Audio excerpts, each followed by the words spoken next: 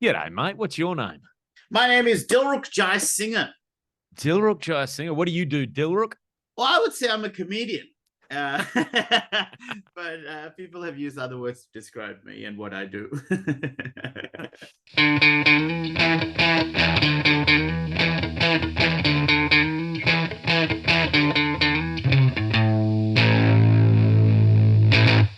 Hello, welcome back to another episode of Crowdworkcast. My name's Andrew Barnett. Thanks so much for joining me. My guest today, Dilruk Jayasinha. Dilruk was born in Sri Lanka, came here as a 19-year-old, or came to Australia, I should say, as a 19-year-old, and, basically a few years in, decided to take the stand-up comedy world by storm. He's a very, very funny stand-up comedian who has performed all over Australia, really successful.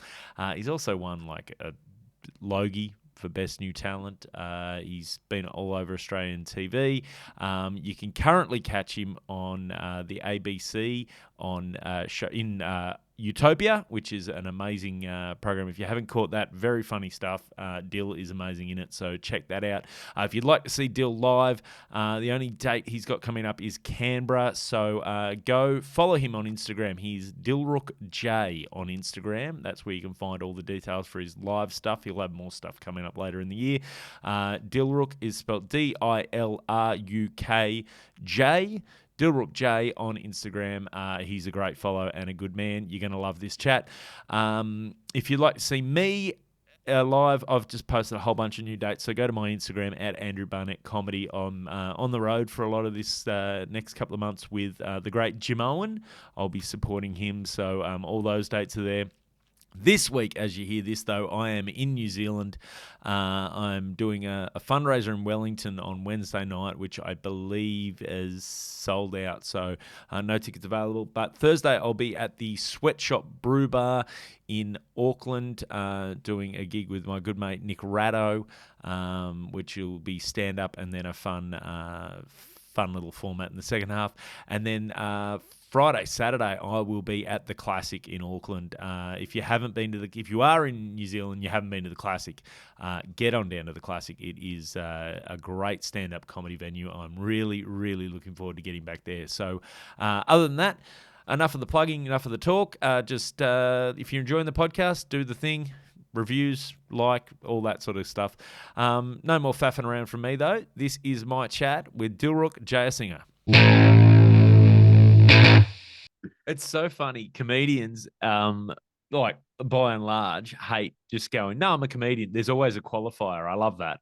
Sure. Well, I see. I thought I was the opposite, where I always just say it. But like even recently when I flew back from overseas in the passport form or whatever the arrival form that declaration that you write out that said occupation, I just proudly put comedian because for me I thought this was impossible to do. And the fact that I actually do it and pay rent off it, I'm like, fuck it, I'm going to use this as long as I can. That's, that's such a healthy approach because I think the imposter syndrome is so bad with comedians. We all right. think, because you all grow up thinking, having your idols or whatever, whoever it is in comedy that made you go, wow, I wonder if I could ever do that. And yeah, Andrew Barnett for me. Yeah. Well, mine was Dilruk.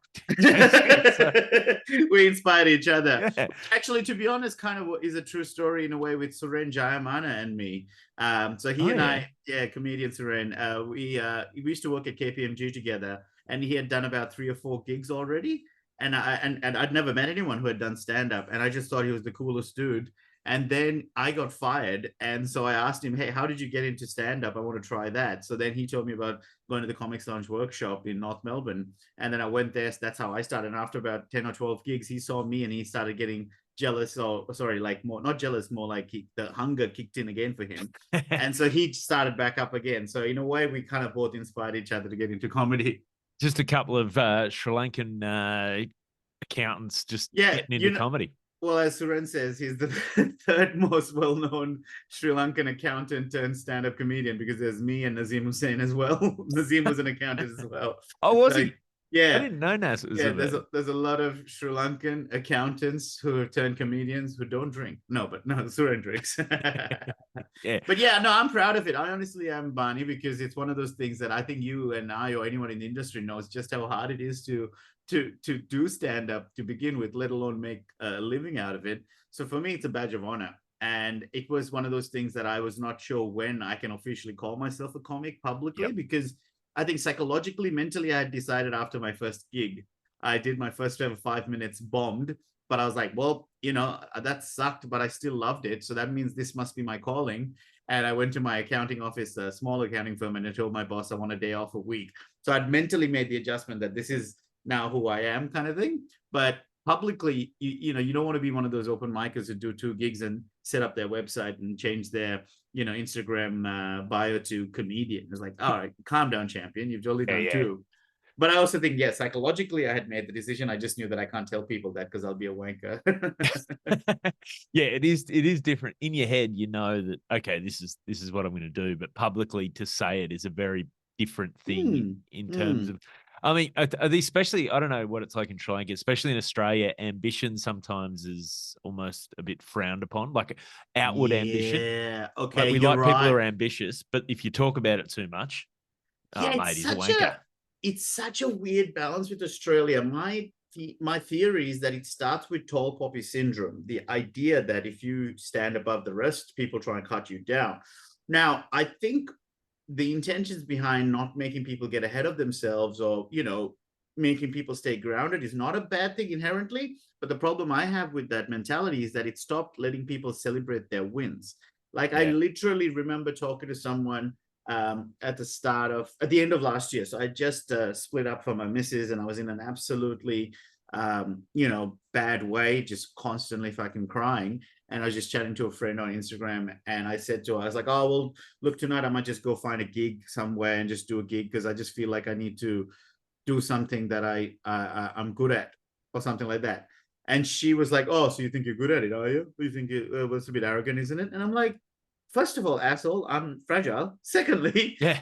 secondly, yeah, I think at some point, I don't know, like, when do we just stop pretending like we're not good at this certain things? I'm like, what metric do you want? I said to her, I was like, what metric do you want to use to try and determine if someone's good at their job or not? Do you want to use money, recognition, peer review, whatever? I tick that all off, mate. So just back the fuck off right now, Even the fact that you can say, I might just go find a comedy night somewhere that I can jump on. Right, Barney, you're so spot on. You're fucking spot on. The idea that I had the ability to pick and choose just to drop in is a huge win for a comedian. I never thought about that until actually the only way I've thought about it is someone asked me what my dream scenario with comedy is.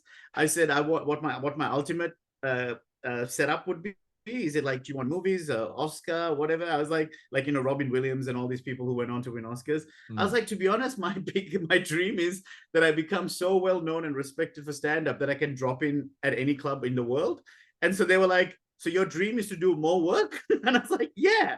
Actually it is. It's just my dream is to be able to do this easy, like to less admin, because I just love doing stand-up. And if it means I can just fly into America, drop in at the cellar or whatever, fuck yeah, that would be my dream scenario.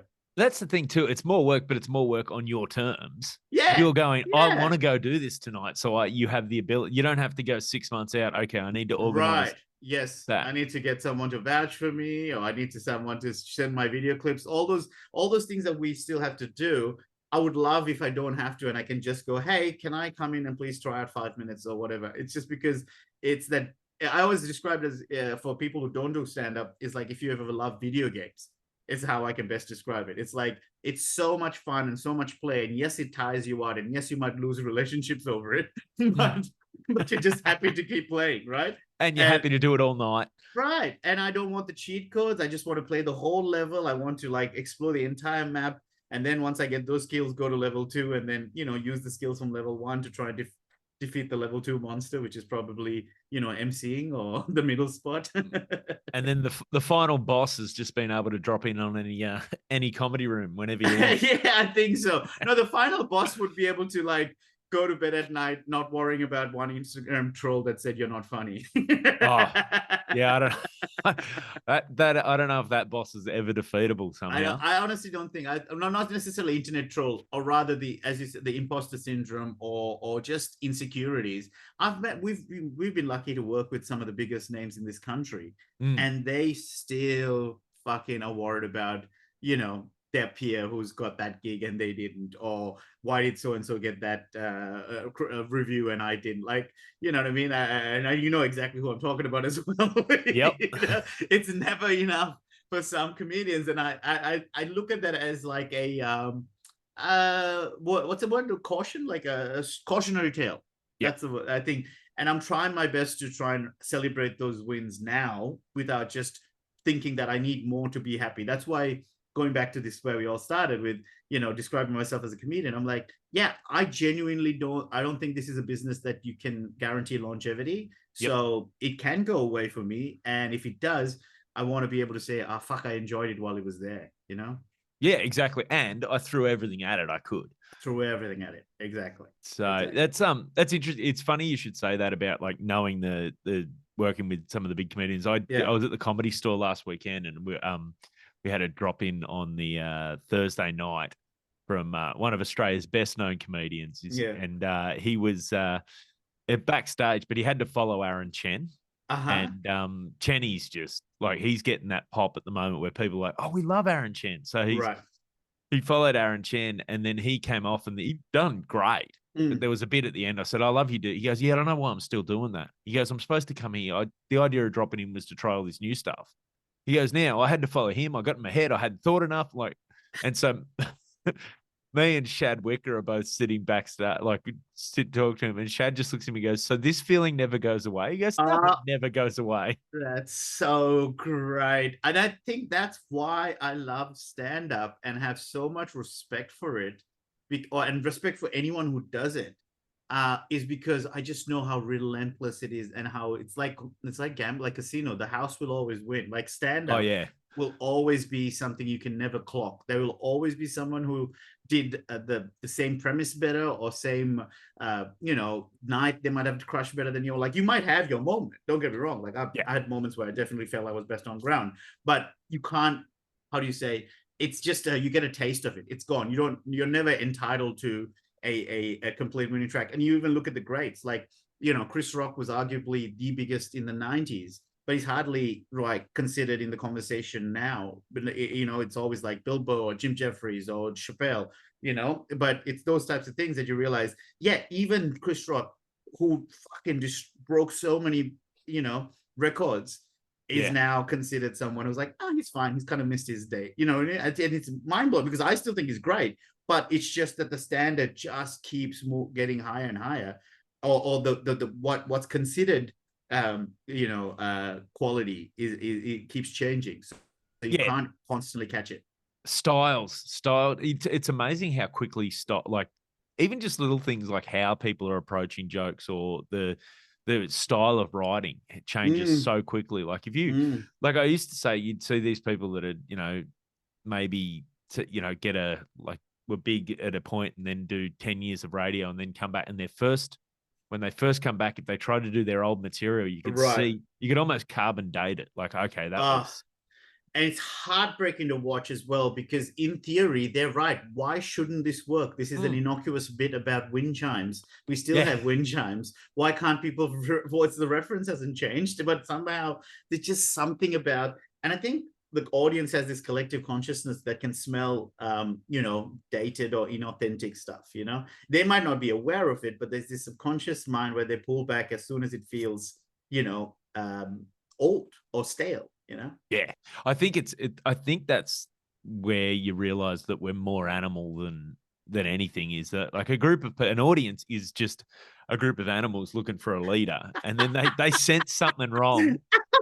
They sense that framing. I'm more and more convinced that we're just that we're just animal instincts in a comedy club at the moment, because sorry, go. No, I was just saying, it's just those little things that we're totally it's your animal brain picking up on. Like if you see a slight slight bit of nervousness or unsure. When a comedian's unsure if it's new stuff or whatever, then they start to go, oh, something's wrong here. Like they feel that without knowing it. They feel that, and then they lose faith in the bit. While you've lost faith in the bit. 100%, 100%. And then when people ask me about like bombing now or having bad gigs, especially around testing new material, I said it still hurts as much as it did back in the day.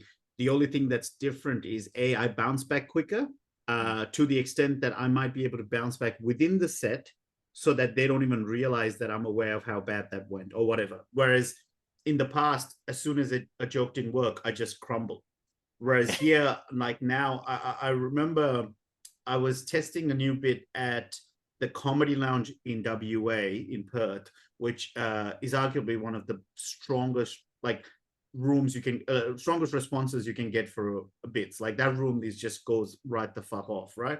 And I did a new bit there, and it got nothing. Like when I say nothing, I mean nothing, like zero noise, to the point where they were expecting a follow-up sentence. And that's probably the first time that has happened in 5-6 years or so. Because no matter what happens, you're a bit like, oh, that got a little bit of a titter, not good enough, but let me, see what. This was zero response. And I was able to, like, because that was what I was going to close on or pretty much wrap the setup on, and it got nothing, which I couldn't. So then I somehow just managed to retrieve a memory of another bit I had from 4 or 5 years ago that was similar to the, or at least premise wise it was similar to that. I can tell you what the premise is. It was about the idea that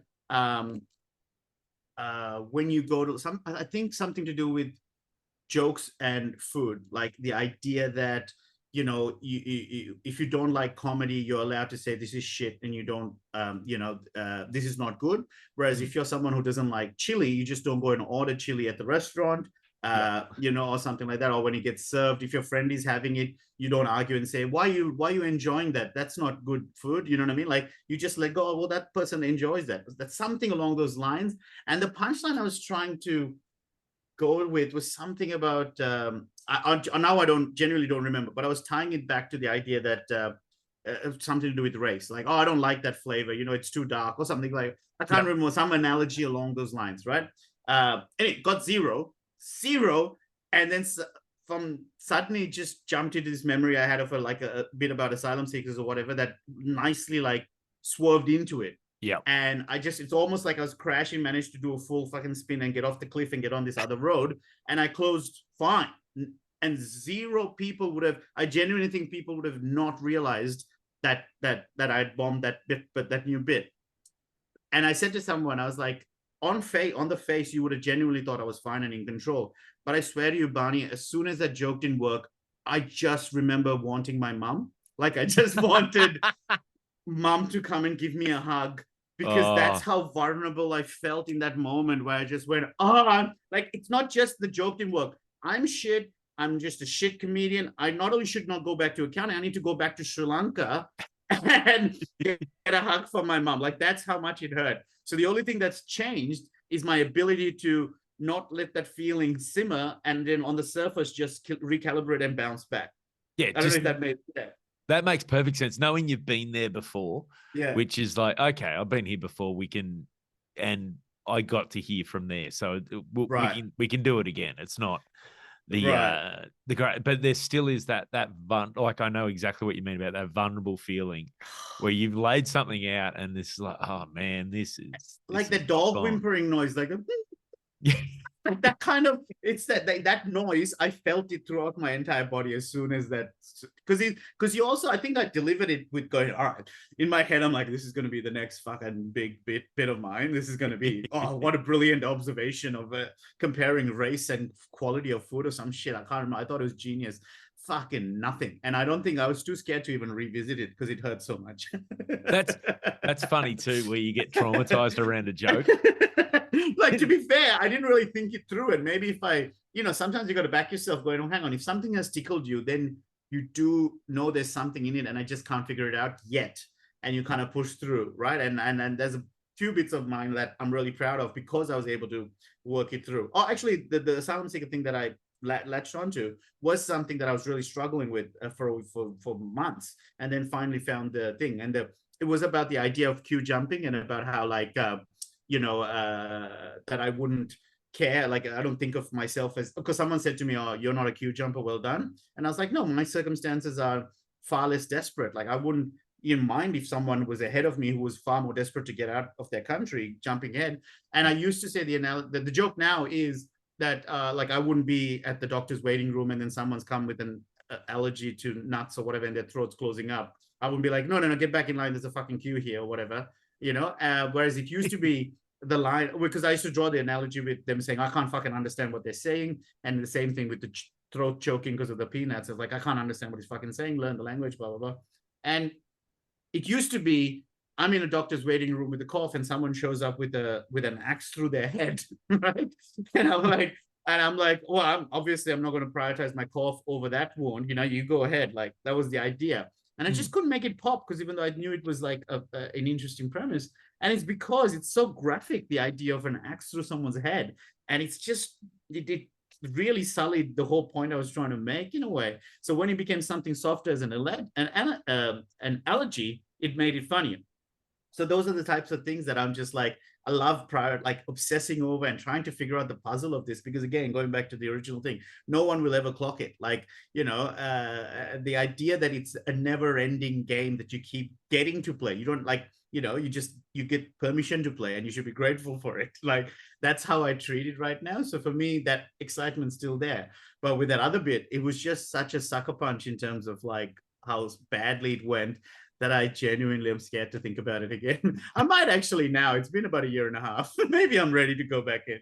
But sometimes that's what you need. Like, I've had bits where I've tried to write them and then I just couldn't get it to work. And you try it for a couple of months and then you're like, okay, I'm going to sit this to. And then you come back a year, 2 years later, and you're a better comedian. You've got fresh eyes, and you're like, I know why that wasn't working. You're an idiot. Yes, There's way too many words. Like, I had a joke in my act that went fine-ish, but it was like a joke on the way to a bigger punchline. And I could never, it just was taking too long. And then just one night, I just stumbled on a word that summed up exactly where I was using about 5 or 6 words to describe something. I was over describing something.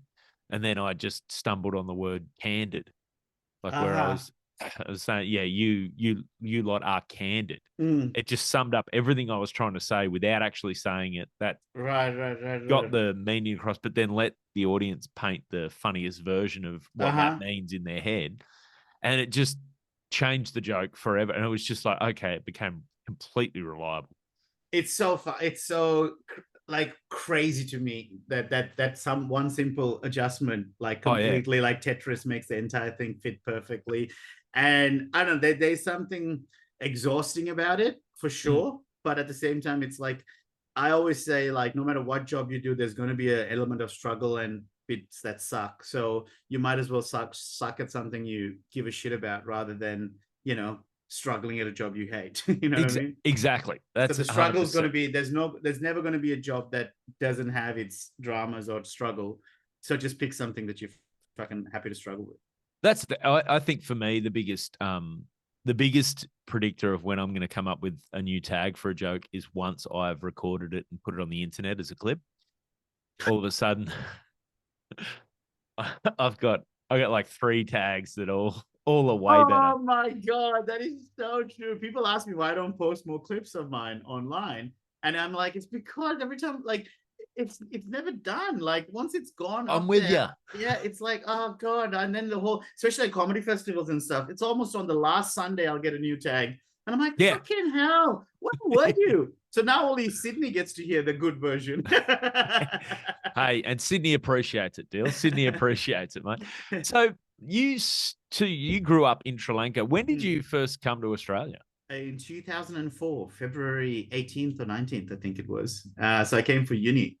Oh, wow. As a 19-year-old student with a bum bag. I literally had a little fanny pack type thing on my stomach as I was going through Melbourne Uni with my passport and my and my other map. I actually had a map in there to try and work with my way through Melbourne. Bloody hell. So you've been in Melbourne the whole time?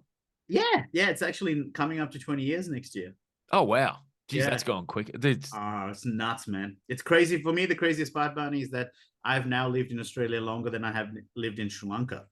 And for me, that's a Wow. weird one because I always still identify as like, Sri Lankan born Aussie, like it's that Sri Lankan side of me is still, is how I define myself, almost identify it starting with that. But the reality is I've had probably more Aussie experiences than I have had Sri Lankan experiences now. That's yeah, that's interesting how that early life experience though just imprints on you. Like it's how you'll always feel. Yeah, and I reckon also skin color plays a big part in it. You know what I mean? Like it's rare, like so someone like Dave Callan, who's Irish originally, but he came to Australia at the age of like 11 or 12 or whatever, and has somehow maintained that Irish persona to the point where he's now 40, 50 now, I think, and he's still very much Irish, Whereas if you meet his brothers, who are a couple of years younger than him, they're very fucking Aussie. They're just Aussie Bogans in WA, right? And it's that thing to me, it's like I think about it as if I was white, how less of an identity, say if I came from the Netherlands or something like that, and I was in Australia for 20 years, there'd be very much less of an identity leaning, or sorry, cultural leaning towards the Dutch side of things. Yeah. Because being white, if I was white, being white and maybe with a fairly sort of similar Aussie accent, people might go, oh, well, hang on, we don't think you have any interesting backstory. Whereas at least being brown in a white country, especially for stand-up and stuff like that, it's a nice point of difference to begin with. Well, here's the real identity question then.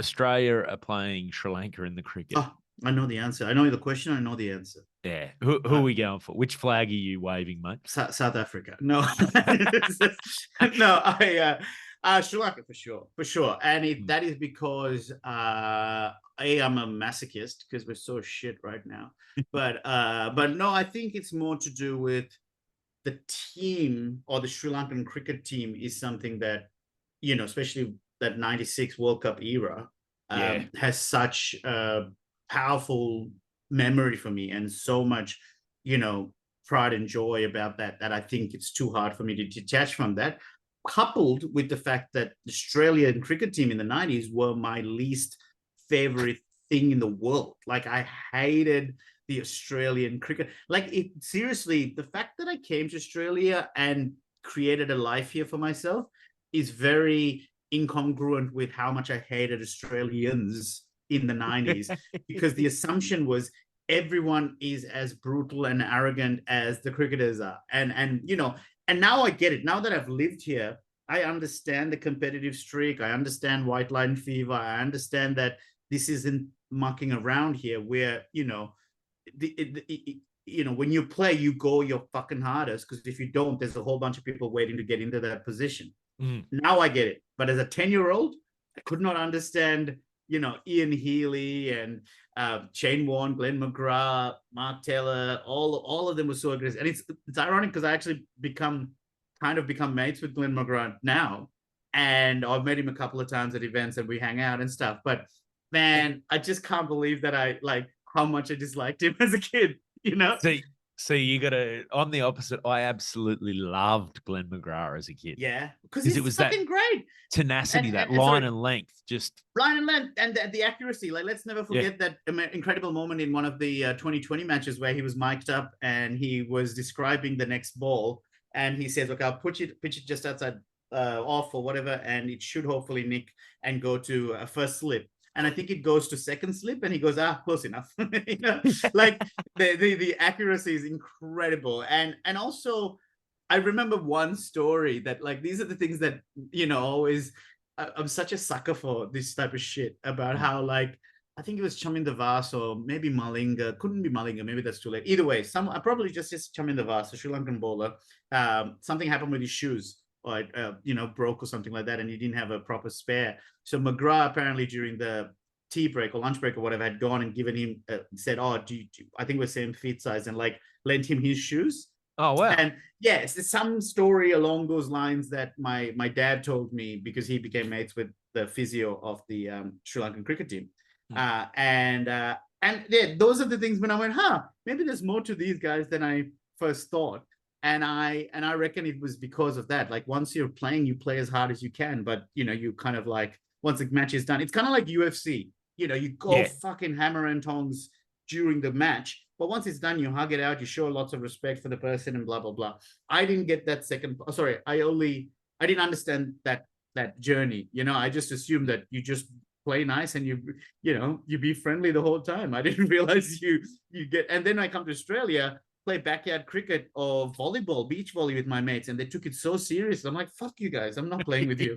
I just came to muck around holding a beer glass in my hand, hoping like, we're just mucking around. But they're like, nah, dude, what the fuck are you doing, man? Like, get off the ground if you're not going to put your weight in. Like, what the hell is this? We're just playing beach cricket. Yeah, but you got to try. You got to try. No, now I get it. Exactly. This is the thing. I think mine all comes back to just fear of failure. Like if you can't you can't fail if you don't try, right? Yeah, I think the fear is that got instilled, at least in me, as a young kid playing cricket. It was the fear of being accused of not trying. Right, and I think that's a great mentality. Honestly, if you can like you, how old are your kids? 12 and 14 now. 12 and 14. Oh, okay. So they're pretty, so those are those types of things that if I don't think I'll have kids, but if I do, I reckon that's like the number one thing I'd want to put. Like there's this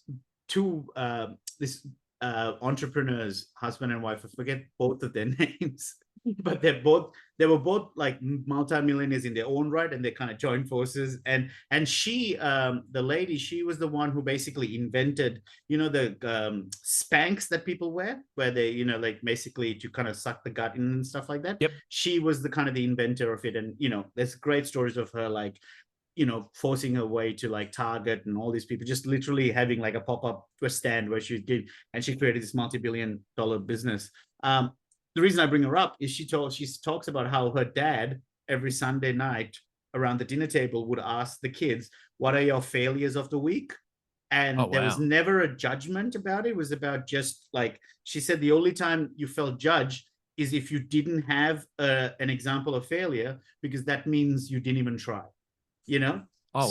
So it created this idea that setbacks and failures are normal and that's all good, but we as a family celebrate that you tried and gave it a shot. And then the discussion is about, okay, so what are you going to do next week? How are you going to do it better? Or what's the plan? Like strategizing about how to not let it happen again. But there was no fear of failure for her. That's why she was able to keep getting rejected by all these big stores, because she just kept going, fuck it, this is just another failure in the week. I just need to do it better. So that concept for me, I'm like, oh, fuck, I'd love to drill that into kids. Like the idea that the idea that you can't, that failure isn't mean a destruction of your life. It just means you've just found one way not to do it. That's such a great lesson. That's the other thing with kids too. I think my kids are at the age now, and I started talking a little bit more about this on stage. They pay more attention. Like it's more impactful what you do than what you say. Like they can switch off with once you get to the teenage years, like dad's you're lame. Once you start becoming lame. Well, you've also got you've got about a sentence and a half to distill what you want to actually say to them. Yes, because the attention. Yeah, their brain has decided, I'm going to go think about this now. I've had enough of this lecture. Yeah, so gotcha. You've got to and I remember it was funny when I decided I might give comedy a proper crack. I remember talking to my wife, and she was the one who said, you need to quit your day job and really have a go at this, because she said, I said, yeah, but financially it's risky. She goes, yeah, I'd rather we have less money, but the kids see their dad, happy to struggle doing something he absolutely loves. I swear to God, there's tears in my eyes as I'm hearing that. Like that, right. To me, is just one of the greatest sentences of support that I've heard from a partner ever. It's so fucking powerful. Yeah, that's man. Amazing, man. She's Is your wife single? No, not if I can help it. She sounds amazing. But okay, all silliness aside, no, honestly, that is so valuable and I think so true. And it's kind of like, I remember having this discussion with my brother, because my brother used to be a massive goal kicker in hedge funds in Monte Carlo, no less. Wow. Yeah, and then he just stopped. He hated it. It was not fulfilling him, and he just pulled up stumps around the age of 29, semi-retired for a couple of years till he wanted to figure out what he wanted to do. And now he does teaches people how to speak Sinhalese, which is one of the Sri Lankan languages. Yep. Yeah, online. So that's what it is. It's just an online blog kind of business. and he's just dominating. Like, it's so great, and he's so good at it, and he's absolutely lit up by it. But obviously, as a financial comparison, it's not even like, working in that type of work was Yeah. obviously way more financially lucrative, but morally and emotionally just destructive, right? So he's now great. But this thing, I remember him having a bit of a struggle initially because I think it was his partner would, like, obviously had not seen that other side, the previous version. It maybe initially couldn't fully understand what he was trying to build, especially in the early stages. And same with us with stand-up. It's hard to explain to people how, this thing of doing 5 minutes once a week will somehow pay off down the track. And I think what he said, or she understood, was the idea that he can, it's almost like you fell in love with the version of this ambitious, excited go-getter. And had he were to choose something more stable but financially lucrative, you're actually getting a lesser version of him. Exactly. Because that's not who he is. You are like, it's like a compromise. All right, you might get a bigger, better bank balance. However, you're getting a shell of a husband, So that's kind of a good thing, that if people are aware of, realizing what makes them tick, like, and rightly or wrongly, you just have to accept who you are. And that doesn't mean that you're perfect and not work on your flaws. I'm talking about that core character traits, just the way we're made up, that, to be honest, I think about that with me in terms of my love of stand-up, my ambition, and how challenging that would be for a partner to be around, because, I've had to realize that I'm like, oh, well, I just don't want to feel bad about it, because that's just who I am, and I'm not going to change. And in order to try and change would mean me being less of a version of myself. Yeah, it's not it's one of those things when you really are dedicated to it and it's a driving force, then it becomes part of the reason. And it is hard from the outside, I think, sometimes for people to see, why are you going and doing this for, you're not getting paid for tonight's gig. Yeah. Wouldn't you rather sit here on the couch? It was, well, part of me would, definitely. But that part of me that sits on the couch doesn't put the hours in to get the paperwork down, that, like. And also, I'm also like, oh, sorry, you're asking me why I want to go and do my dream job and hang out with some of the funniest people in Australia. Yeah, well, that's a real head scratcher, that one. You know what I mean? So, because I was like, if this is something that I, was considered the dream for me, and I've got, like, I achieved it, like, I want to fucking ride this as long as I can. You know what I mean? It's like, I don't want to be penalized because I happen to be earning money from something that does bring me so much joy. Do you know what I mean? It's just like, oh, you should take more breaks. Why? Like, you know what I mean? I'm just like, wait, I get it if it means that I'm like coming home and going, oh, fuck, I can't do this. Then yeah, of course it's a problem.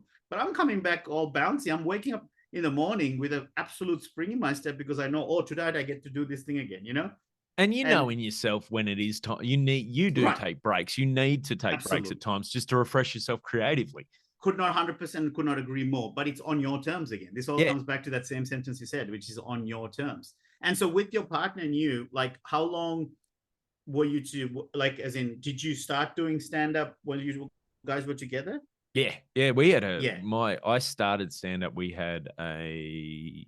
would have been 13 months old. No way. Yeah. So the beautiful thing about this is she was there for the whole trajectory, to see the inception, and also then see. So even with that idea of, giving this a red hot go, having her support is unbelievable, because not unbelievable, just incredible, because it's that thing of going, okay, we're a team in this. And so we're about to hit some bit of rough roads here, but okay, we've got this, because, I'd rather the kids see their dad pursue something they're passionate about, and learn those lessons around, resilience and fighting for what you care about. There's a great story about Matthew McConaughey transitioning from romantic comedies to serious acting. He was getting like, it's a bit of a longer story, but essentially he had made the decision that he's not going to do rom-coms anymore. And he got this offer for like, say, 5 million or whatever to do a film. He said no. They came back with 6. He said no. Ultimately, they just kept pushing to 15, and he kept saying no. And he told his wife this is what he wants to do, and she goes, okay, well, sure, we can work on this. We can perhaps sit through. But she's like, but you have to be prepared for not working. She goes, like, because I know you. and you go crazy when you don't work. So are you ready to do that? He's like, yep, I get that. And so they had 2 years, I think, before he got like a serious role or something like Oh, that. wow. But that storm, he said, was easier to navigate because his wife gave him the heads up that, fuck, it's going to be bumpy. Are you ready for it? Kind of thing. Yeah. And I've the got same faith thing. we'll get through the other Yeah, side. yeah, exactly. But we're going to go through some rough waters. And Pete Holmes is a LA comic. I mean, he's got a great podcast and stuff. He talks about his wife after 2 weeks or so, if he has not done a gig, she's like, oh, you need to go book a set. And she's like, he's like, what? She's like, I think he calls it the werewolf or something, like the werewolf's about to come out. And he's like, you need to go run fucking free, get that shit out of there, and then come back to us as a better husband and father, because right now you're on the cusp of pissing everybody off. But I got to say, my wife has done the exact same thing to really? me. Yeah. She goes, you need to go do an open mic or something. Go do a gig. What are your werewolf symptoms?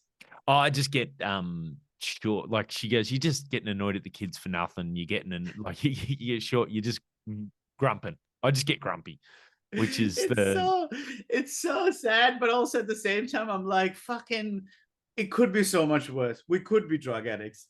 Exactly. It's like your partner saying, all right, fine, just go do a line of coke and come back. You know what I mean? It's like, well, like I was talking to Husey about this, because for him, comedy still causes a bit of friction because of how crazy he is with his work, how much he does it. And he said, he's like, but this is my last drug. I've quit alcohol, I've quit booze, I've quit cigarettes, quit drugs. Can I just have this? You know what I mean?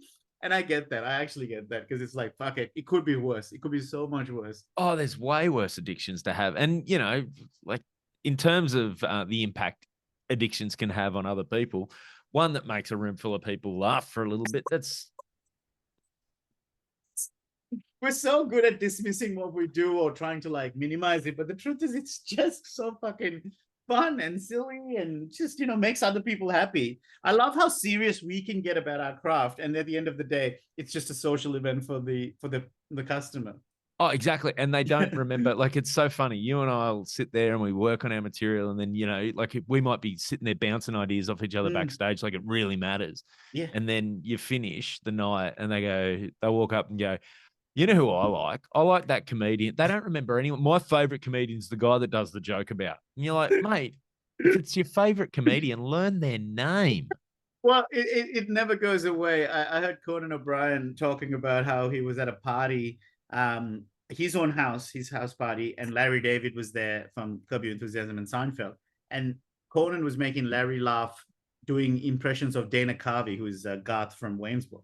Yeah. And then a couple of weeks later, he runs into Larry David, and Larry and they've been chatting for coffee. And he goes, oh, man, I was at this party a couple of months ago, and man, Bill Hader was doing the greatest impression of Dana Carvey, and it was so good.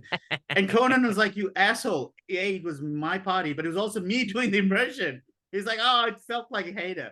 So the idea that Conan O'Brien will still get mixed up for someone else who looks nothing like him by one of the greatest comedy writers of all time. It's like, fuck, man, we've got no hope of ever making an impact. One of the greatest comedy writers whose whole career is built on tiny detail.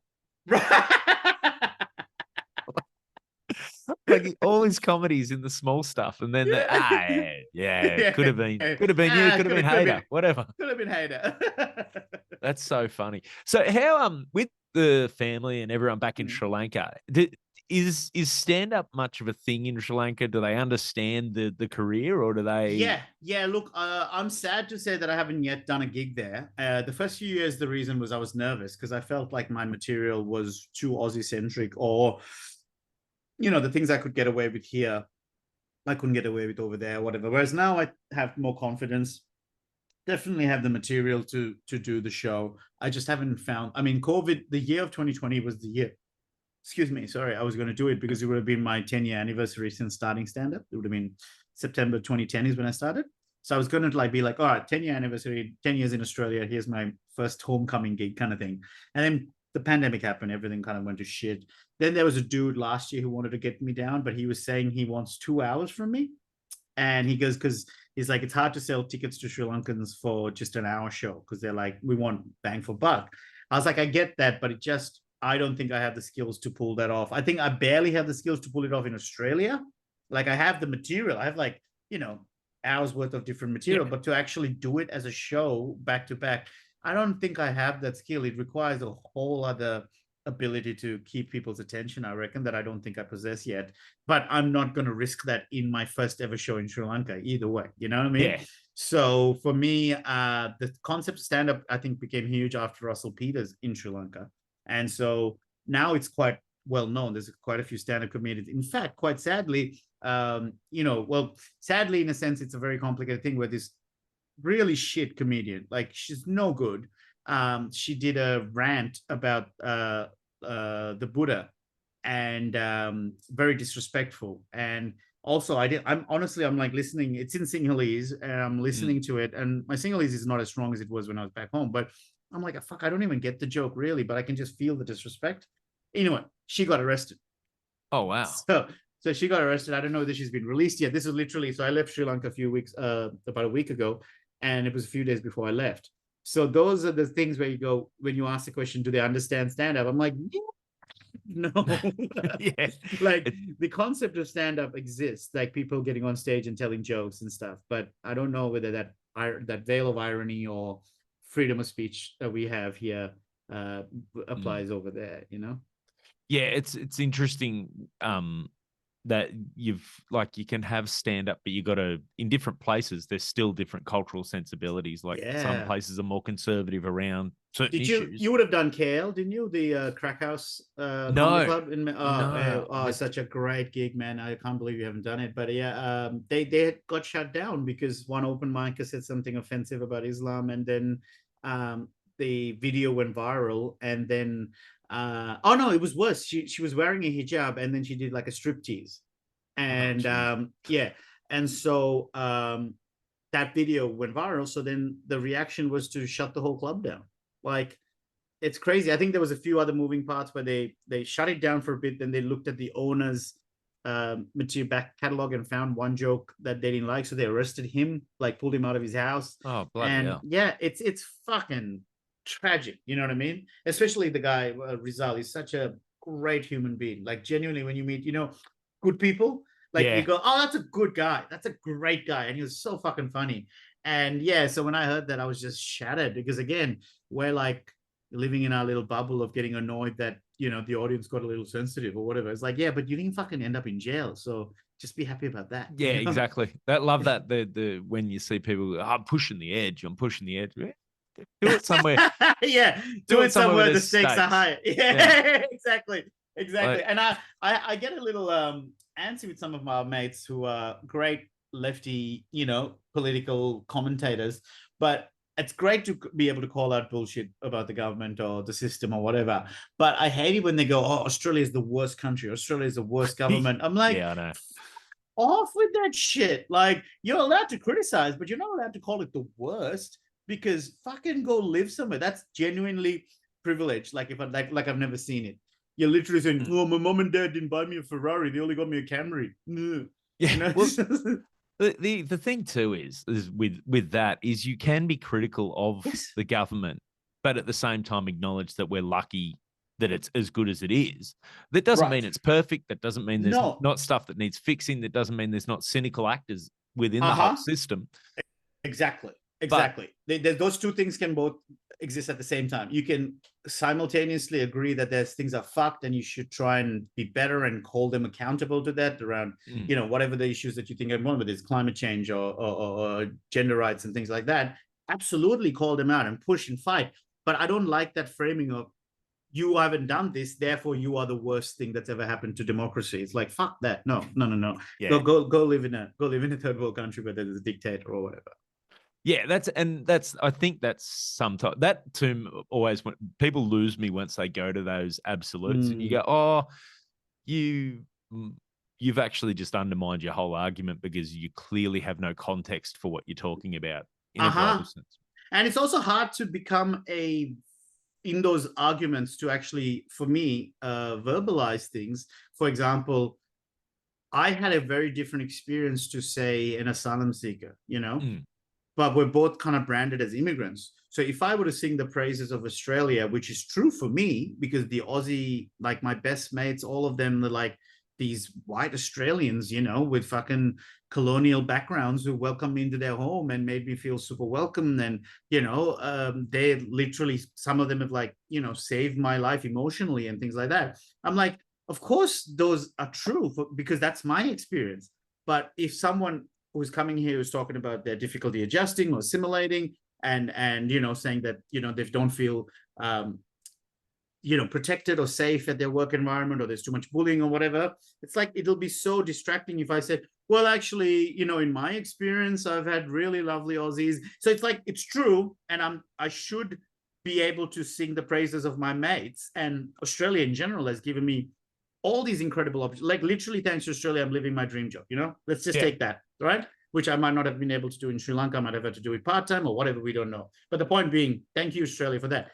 If I were to say that in the timing where some people are talking about, you know, Invasion Day or something like that, it's very unnecessarily distracting. Do you know what I mean? So it's almost like you have to have like a version of survivor's guilt of like shushing and going, you know what? I'm not going to say anything. I'm sorry, Australia. You've been great. I love you. I love you so much. But right now, other people are really fucking pissed off at you, and rightly so. So I'm just going to back away and let you do your own fighting, you know? And it's kind of a weird place to be caught in the middle of, you know. It's even if people talk about that at the moment with my football club is the Hawthorn Football Club, and how there's a couple of issues around the Indigenous players and them feeling that there was some really bad shit that happened to them. Simultaneously, they also know that there are these Indigenous players that talk about the incredible experiences they had, but they're not going to speak up now because it would just distract from the, you know, the urgency of the negative issues. Yeah. You know? It's I think the trouble we've got at the moment is everything, it's very, because of attention spans, because of the quick nature of everything, is we expect everything to be a quick black and white, who's right, who's wrong. And life isn't like that in any way, shape, or form. All the issues are much more complicated. So just because one person's had a great experience doesn't negate the person that's had a terrible experience. Yeah, and vice versa. Yeah. And vice versa. Like it's just and yeah, you just need to listen. If someone's had a bad experience, okay, how do we address that? How do we get you to here? Yeah. That's and not being scared of doing it. Right. That's the other thing as well. It's almost like, you know, it can be difficult. Like, say, the example I used about myself, like almost I'm too scared to talk about how much I love Australia because that's like lines up with some fucking nationalists. You know what I mean? Like, yeah, which is nationalist and I would actually agree on so many things. Do you know what I mean? That's so what funny. Shits me is that once you start doing that, dividing into camps, then you let the crazy nationalists have the anytime you have been grateful for the good things. You let them own all the good things about the country. Then okay, no, you needed to be able to look a little more nuanced view. They're hanging about. There are great things. There's still all this shit that needs improvement. These people are still crazy because they think it should only be for certain groups in this country or whatever it is. And you like, yeah, I don't know. It gets very frustrating, and it's interesting to hear that from your perspective, because obviously your perspective is very different from mine. I mean, I grew here, you flew here, but that was said in the most kindest way that the sentence has ever been said in history. Yeah, there's an empathetic way to say all these things. Yeah, exactly. No, Bart Freeman has that bit about how go back to where you came from. It's like, what if they're just actually giving you a warning, going, mate, go back to where you came from. It's fucked over here. Oh, Bart. I love Bart Freeman. He always finds the kindest way to go through anything. Yeah. I've never seen someone use the C word and it not be offensive. Yeah, I know. Yeah, amazing. There's no passion behind it. It's just the sound. Oh, it's so good. So when you were recently back in Sri Lanka, what's the thing you miss most? Because this year I played a bit of cricket with a bunch of Sri Lankan guys. And it's very good mix in the team. But the thing I learnt is even that amongst a lot of the subcontinent, Sri Lankan curries are considered the spiciest. Yeah, it's fascinating. I thought that to be true too. Like in general, I thought we used more chili, and ours was more spicy, whereas Indians would use more spices. So like cardamom and clove and all those sorts of things. That was kind of thing I was banding around. But then my brother said he went to like South India or something, or he had food from South India, and he's like, man, we've got nothing on them. Oh, Like, really? so yeah, I'm not sure. Genuinely don't know the answer to that, but I think that's what I always felt was that Sri Lanka has more coconut and chili, whereas whereas Indian curries tend to be a little bit like softer on the palate, but full of flavor from the spices. So is it? Do you miss that What do sort I of miss? food? Yes, absolutely. The thing I miss the most is definitely first mom and dad. I'll say that because this is recorded. But no, that's the truth as well. It's just that company time with them, and the highlight of my trip every year is just every morning as the three of us, or if my brother's in town as well, we wake up and then we sit in the front like porch, the dad's garden, and just sit there and have coffee or tea. And it goes for like 2 hours sometimes three, and I think that's like Good. those are those moments that I think I treasure the most because you look at our life here, that when do I get 3 hours to sit and drink coffee? You know what I mean? Yeah, It's so exactly. rare. It's like even if I'm doing that, I'd have to like try and pair it up with a mate or a work colleague to catch it. Like, can we get microphones? We've got to podcast this. you're right. You're fucking spot on. Actually, funny enough, man, my brother did that once where we literally recorded and interviewed mom and dad about their life before us. Oh, And wow. it went for like 2 hours. And honestly, it was one of the best things. My brother initiated it, and I'm so glad he did because we were hearing stories that they never told us as we were kids. Maybe they wanted to protect us about it or whatever, whereas now we're adults. And you just forget that they had such an interesting life, especially me. I would say that I just have my head up my ass sometimes where I think I'm the most important thing in the whole universe. And then you stop and go, hang on, these two people, what an incredible life they've had in that microcosm of the world. They managed to, do some wonderful things. So for me, an exercise like that, podcasting my mom and dad basically was fantastic. But yeah, so I would say that's probably the thing that I miss the most. Then it's the food, without a doubt. But luckily in Melbourne, we do have fairly reasonable good access to similar stuff. Like the best stuff is a little bit out of the city. I live in the city, so all the best Sri Lankan stuff is a little bit out in Dandenong and Glen Waverley. But but I do get a fair bit of flavors here. And I think thirdly, what I miss is it's the je ne sais quoi, like literally the birds you hear, the smells you get, like the smells near Buddhist temple. Like I was going for a run when I was there last week, and I got this waft of like a particular smell near the Buddhist temple of the incense and all that combined with the tree, and it just like reverted me back to like a childhood state, like, you know what I mean? And so I think that part of it is something that I would have never consciously thought as being important. But when you're someone who's lived away from that or lived in that for 19 years and then get removed from it, those things really, like, for lack of a better word, like fuel your soul. You're like, oh my God, I didn't realize I was even missing that noise.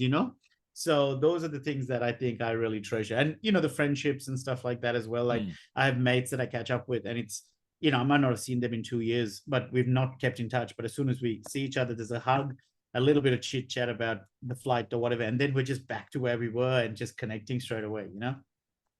It's funny those I think those bonds you make in childhood like are that there's something strong about them that where you just sort of stuck. It's funny you mentioned the smell because I think that's one of those things that's underrated. Like we don't think about enough is something because smells have that, like even now to this day, if I smell a certain type of rose potpourri, I am in my grandmother's hallway. Like it just smells like her place. It has been proven that the sense of smell triggers your memory more acutely than any of the other five senses. Like smell's the one that has the strongest connection to memory.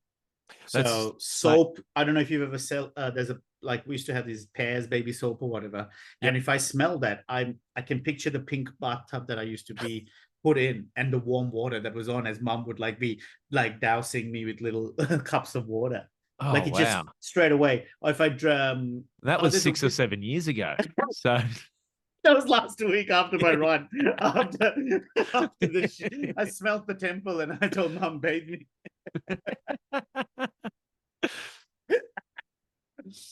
That was so great. But yeah, I think for me, that's why I like having the one cologne. Even from like a dating perspective as well. It's just nice to be like associated with a particular good smell, and we work with plenty of people that we associate with a negative smell. Oh, yeah.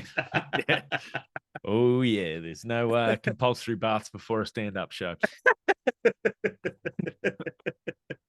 That is, yeah, no, mate, that, we're almost at time, but we're doing this because you're in Melbourne, I'm in Sydney, so we're doing this over Zoom, but I'd love to catch up and do this properly one time. Well, not properly, but do it in person, but also even without the microphones, just catch up. I just want to see the arcade machine behind you. That's what I want to catch up on. Mate, that is a Frogger. So how do I lean there? Yeah.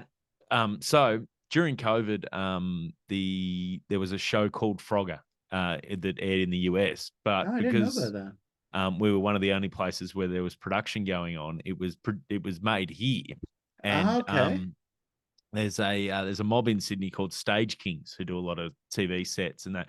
So they did. Remember, was that Holy Moly? That Sherva, yeah. So they made that whole rig, and so, but then they also made this Frogger set, and they had a bunch of those machines left over when the show got cancelled that were just left here. And so my cousin's wife works for them. Her boss was like, what are we going to do? We're going to just get rid of those. She's like, I'm pretty sure, like, if you ask the staff and whoever, like, you could probably sell a few. Yeah. And so he's like, oh, okay, we'll just, I don't know, $300. Wow. And so I get a phone call, do you want a machine for $300? I'm like, do I ever? So it's got Time Pilot 1921 and Frogger. I'm sure your wife was as excited about it as you to get a big fuck off machine in the. As I said, happy Mother's Day. But yeah, it's like, honey, remember how I was thinking of you as my frog? You know, here you go. This is something in your honor. Mate, the kids, the oldest one especially. If he finds someone else has got a high score, that's him done until he's got all the high scores back on the thing. Good on him. Got that competitive nature. Mate, before we go though, anything you want to plug coming up? You've just wrapped Utopia, have you? Or is that's Utopia's wrapped. The day we're recording it, actually, episode 1 went to air last night, which is very exciting. So check Utopia on ABC. Dilruk J on Instagram is probably where I'd love people to start with, that's where I put everything. But I don't know, when is this coming out, bro? Monday. Okay, so if you were in Wagga, you would have seen me last Saturday. But I don't have any other major tours coming up. Oh, actually, Canberra. Nice. I do have a date that we're working out. So please, if you're a Canberra listener, I didn't get to go to the Canberra Comedy Festival this year, so I'd be very, very excited if you can come and check that out, Canberra listeners. Thank you. Excellent, mate. We need to do this again because I want to. I'd love to. I want to know all about the acting side of things too, because we've talked stand-up. Oh, sure. Yeah. You've done plenty of acting, plenty of other stuff. So I'm curious as to what it's like on set with Dill. So yeah, sure, absolutely. Let's do it soon. Thanks for having me, mate. I appreciate it. Thanks, mate. Thanks for doing it. All right. Cheers, buddy.